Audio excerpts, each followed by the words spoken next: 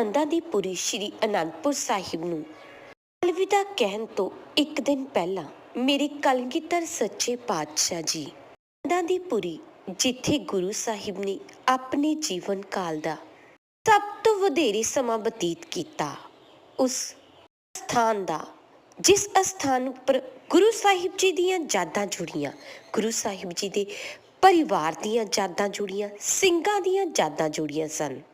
ਇੱਕ ਆਖਰੀ ਚੱਕਰ ਲਗਾਉਂਦੇ ਨੇ ਉਹਨਾਂ ਗਲੀਆਂ ਵਿੱਚ, ਸ਼ਾਇਦ ਆਖਰੀ ਚੱਕਰ ਲਗਾ ਰਹੇ ਨੇ ਜਿਨ੍ਹਾਂ ਨਾਲ ਗੁਰੂ ਸਾਹਿਬ ਦਾ ਤੇ ਗੁਰਸਿੱਖਾਂ ਦਾ ਤੇ ਗੁਰੂ ਪਰਿਵਾਰ ਦਾ ਬਹੁਤ ਸਨੇਹ ਹੈ। ਸਾਹਿਬ ਜੀ ਪੂਰੇ ਨਗਰ ਨੂੰ ਪੈਦਲ ਤੁਰ ਕੇ ਸਿੰਘਾਂ ਸਮੇਤ ਹਰ ਕੋਨੇ ਨੂੰ ਤੱਕਦੇ ਨੇ। ਚਾਰੇ ਪਾਸੇ ਜਿੱਥੇ ਕਿਸੇ ਵੇਲੇ ਚਹਿਲ ਪਹਿਲ ਤੇ ਖੁਸ਼ੀਆਂ ਦਾ ਆਨੰਦਾਂ ਦਾ ਬਾਸਾ ਹੋਇਆ ਕਰਦਾ ਸੀ, ਹੁਣ ਚਾਰੇ ਪਾਸੇ ਚੁੱਪ, ਸ਼ਾਂਤੀ ਤੇ ਸन्नाटा ਪਸਰਿਆ ਹੋਇਆ ਹੈ। ਗੁਰੂ ਸਾਹਿਬ